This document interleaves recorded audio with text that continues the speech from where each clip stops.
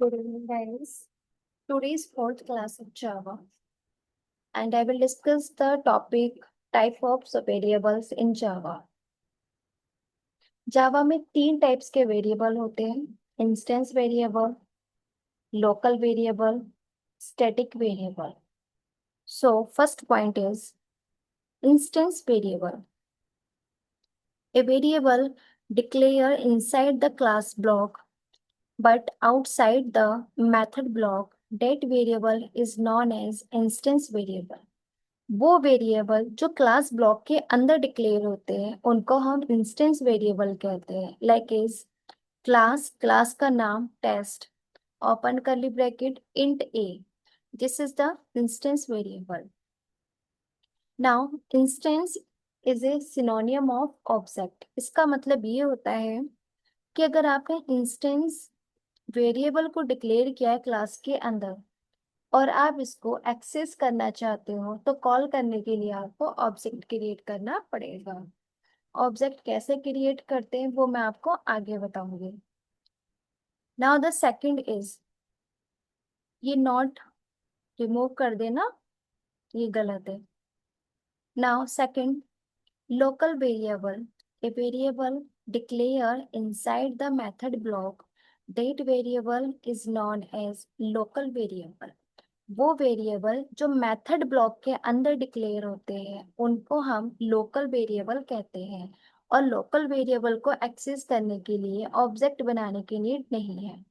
Local variable must be initialize before use. अगर आपको local variable को यूज करना है तो उसको पहले इनिशियलाइज करना जरूरी है. इनिशियलाइज हम कैसे करते हैं? Byte B, this is the local variable. क्योंकि ये मेथड के अंदर है, जो मेथड के अंदर वेरिएबल होते हैं उसको हम लोकल बोलते हैं, जो क्लास के अंदर होते हैं उसको हम इंस्टेंस वेरिएबल बोलते हैं. ठीक है. और इनिशियलाइज का मतलब होता है byte B is equal to four. Byte B is equal to four. यहाँ हमने क्या इसको initialize. Byte B is equal to four and semicolon. Clear? Now the third is static variable. A variable declared inside the class block but outside the method block. वो variable जो class के अंदर declare होते हैं, जो variable class के अंदर declare होते हैं लेकिन स्टैटिक कीवर्ड के साथ. बट क्या यूज करते हैं? Static keyword. Static keyword static keyword को यूज करके, जो कि स्टैटिक कीवर्ड को यूज करके जिस वेरिएबल को हम क्लास के अंदर डिक्लेयर करते उसको हम स्टैटिक वेरिएबल्स बोलते हैं. नाउ नोट, नोट में क्या लिखा है इसको रीड करते हैं हम.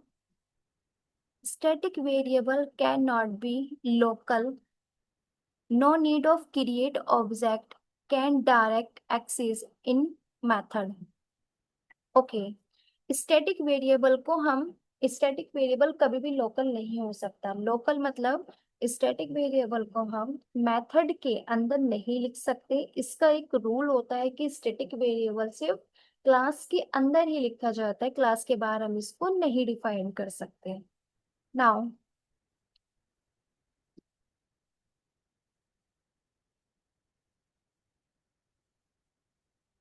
Static variable, instance variable, local variable and static variable. ठीक है. अब हम एक प्रोग्राम करते हैं, प्रोग्राम के थ्रू हमको वो चीजें समझ भी आ जाएगी कि स्टैटिक वेरिएबल क्या है, लोकल वेरिएबल क्या है. तो ध्यान से देखना. एक प्रोग्राम लिख रहे हैं हम लोग.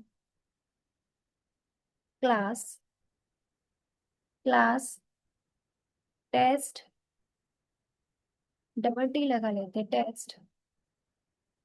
अच्छा, ये क्लास है इस नाम की. तो class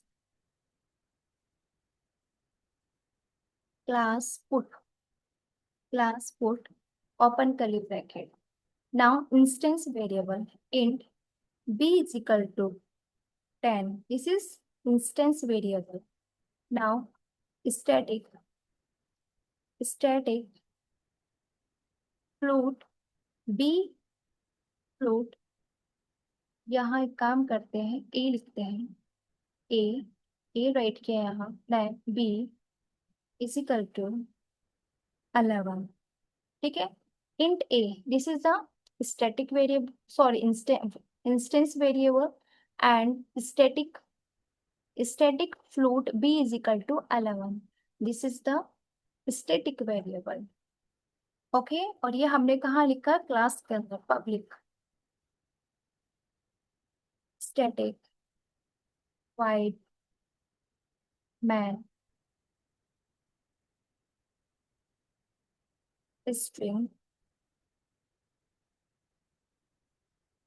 args, now open curly bracket, ठीक है। now the local variable int c is equal to 12, यहाँ हमने लोकल वेरिएबल लिखा, मैन मेथड के अंदर हमने क्या राइट किया है, लोकल वेरिएबल। और लोकल वेरिएबल का रूल है कि उसको इनिशियलाइज करना जरूरी है, तो हमने यहाँ क्या किया, इनिशियलाइज किया। नाउ अब हम बनाएंगे ऑब्जेक्ट। ऑब्जेक्ट कैसे बनता है, P U T, put P is equal to new P U T, P U T semicolon. Now system dot out dot print system dot out dot print L N, हमें किसको access करना है, ए को access करना है। ए को एक्सेस करने के लिए हमें पी क्या हुआ हमारा, object P dot a access किया हम लोगों ने, system dot out dot print L N. इसी तरीके से हम अब स्टैटिक को एक्सेस करेंगे।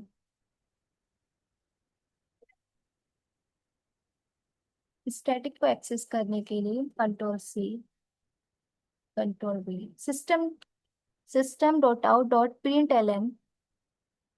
हमें स्टैटिक को एक्सेस करना है तो हम डायरेक्ट एक्सेस करेंगे बी, क्योंकि रूल क्या है, स्टैटिक को एक्सेस करने के लिए ऑब्जेक्ट की नीड नहीं पड़ती। नाउ कंट्रोल, अब हमें एक्सेस किसको करना है, लोकल को। लोकल को एक्सेस करने के लिए हमें ऑब्जेक्ट की नीड नहीं है। Now see close and close, clear है।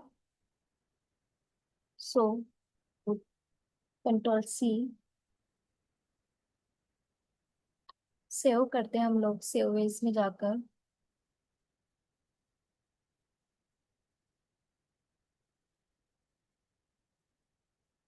कंट्रोल वी डॉट जावा, सेव किया हम लोगों ने। Now open cmd cmd enter. यहाँ हम कंपाइल और रन दोनों करेंगे अपने प्रोग्राम को। Javac control we put dot Java, हमारे प्रोग्राम में कोई एरर नहीं आया, कंपाइल टाइम पर कोई एरर नहीं है, इसका मतलब ये कि हमारा प्रोग्राम ठीक होगा। नाउ जावा जावा कंट्रोल बी पुट डॉट जावा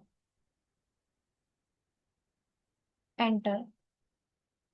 ये आ गई हमारी वैल्यू, ठीक है, जो हमने वैल्यू दी थी ए को, बी को एंड सी को।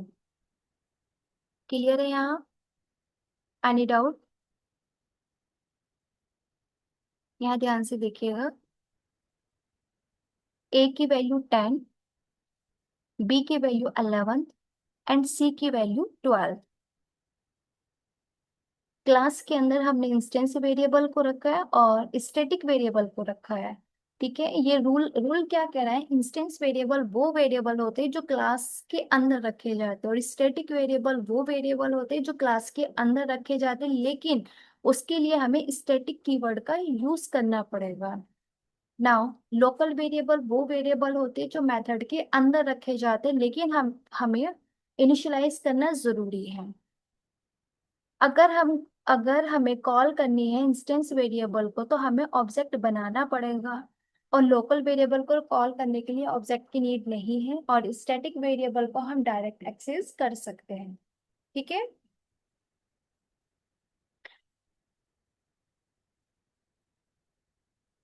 Note, no concept of garbage value in Java. By default technology provide default value according to data type. C और सी प्लस प्लस में अगर हमने अपने डेटा टाइप्स को कोई वैल्यू नहीं दी, तो by default garbage value provide हो जाती थी, गार्बेज वैल्यू कुछ भी प्रोवाइड हो जाती थी। सपोज डेट इंट ए हमने लिखा अपने प्रोग्राम में, और इंट ए को हमने कोई वैल्यू नहीं दी, तो automatic C and C plus plus में कुछ भी वैल्यू उसको प्रोवाइड हो जाती थी। लेकिन जावा में गार्बेज वैल्यू नाम का कोई कॉन्सेप्ट नहीं है। जावा में गार्बेज वैल्यू नाम का कोई कॉन्सेप्ट नहीं है गाइस। यहाँ पर टेक्नोलॉजी ने प्रोवाइड किया है डिफॉल्ट वैल्यू। जैसा डेटा टाइप होगा उसको वो ही वैल्यू प्रोवाइड की जाएगी, दूसरी वैल्यू उसको प्रोवाइड नहीं की जाएगी। लाइक एज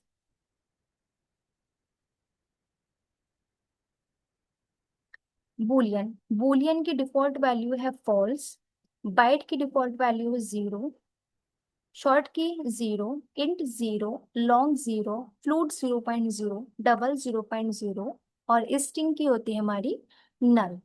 क्लियर है। अब ये डिफॉल्ट वैल्यू कैसे मिलती है, डिफॉल्ट वैल्यू कैसे मिलेगी, ये ध्यान से देखना जरा।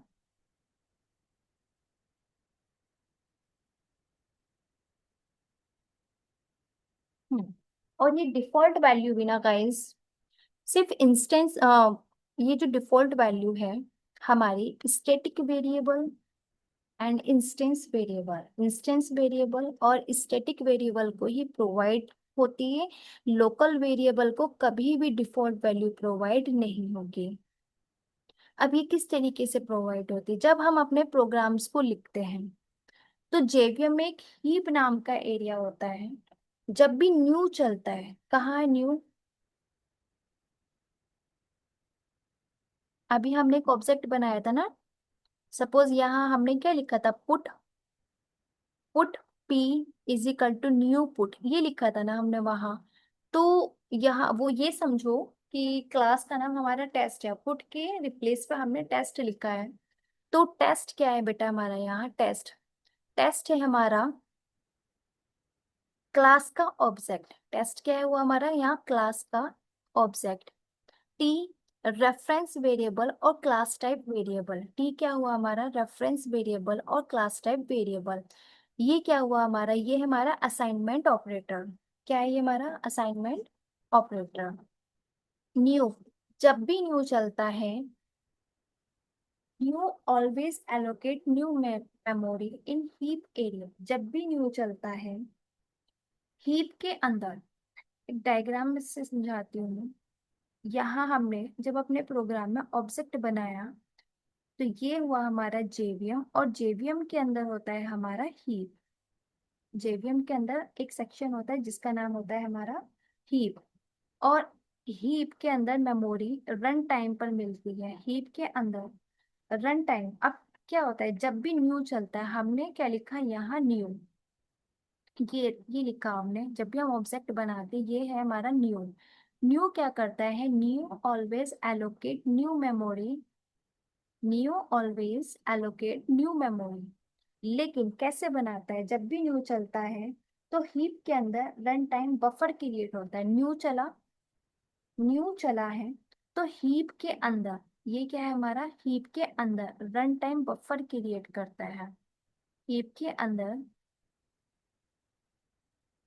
Run time, run time buffer, BUFFER। जब भी न्यू चलेगा तो हीप के अंदर रन टाइम बफर क्रिएट करता है। रन टाइम बफर क्रिएट हो गया। अब बफर के अंदर इंस्टेंस वेरिएबल, बफर के अंदर सिर्फ इंस्टेंस वेरिएबल वो वेरिएबल जो क्लास के अंदर होते हैं, चाहे वो आपके इंस्टेंस वेरिएबल हो। बफर के इंस्टेंस वेरिएबल को मेमोरी रन टाइम पर मिलती है। किसको मिलती है? Instance variable, sorry static variable नहीं होगा, सिर्फ इंस्टेंस वेरिएबल। जब भी न्यू चलेगा तो हीप के अंदर रन टाइम बफर क्रिएट होता है, और रन टाइम जब बफर क्रिएट होता है तो इंस्टेंस वेरिएबल को मेमोरी जो मिलती है वो रन टाइम पर मिलती है। आपसे इंटरव्यू वाला पूछेगा कि इंस्टेंस वेरिएबल को मेमोरी कब मिलती है, तो इंस्टेंस वेरिएबल को मेमोरी हमेशा रन टाइम पर मिलती है।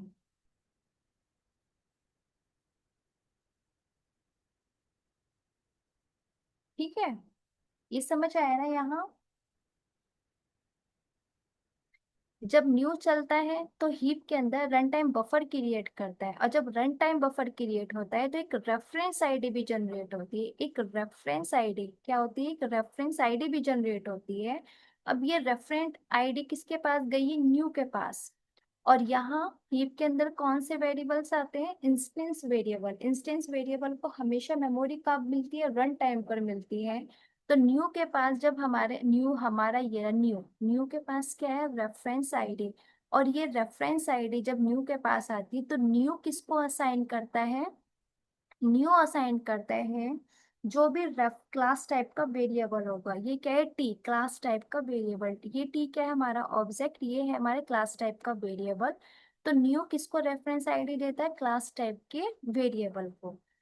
और ये क्या है? टेस्ट। ये क्या हुआ? हमारा कंस्ट्रक्टर। ये क्या हुआ? हमारा कंस्ट्रक्टर। क्लियर? और न्यू क्या है हमारा? ऑपरेटर। न्यू क्या है हमारा? ऑपरेटर। टेस्ट है हमारा क्लास, क्लास टाइप का ऑब्जेक्ट है ये क्लास, ये हमारा क्लास का ऑब्जेक्ट है। और टी क्या है? रेफरेंस वेरिएबल या क्लास टाइप वेरिएबल। ये इजिकल टू का मतलब होता है असाइनमेंट ऑपरेटर।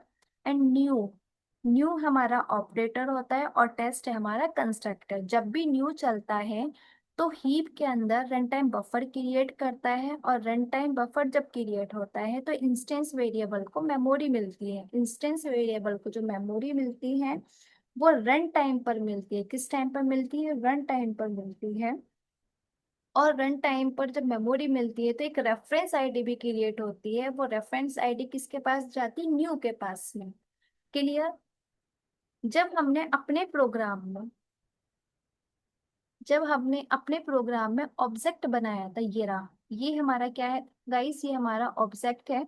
जब हमने अपने प्रोग्राम में ऑब्जेक्ट बनाया और हमने अपने प्रोग्राम को रन किया तो न्यू ने क्या काम करा? न्यू ने बफर क्रिएट किया।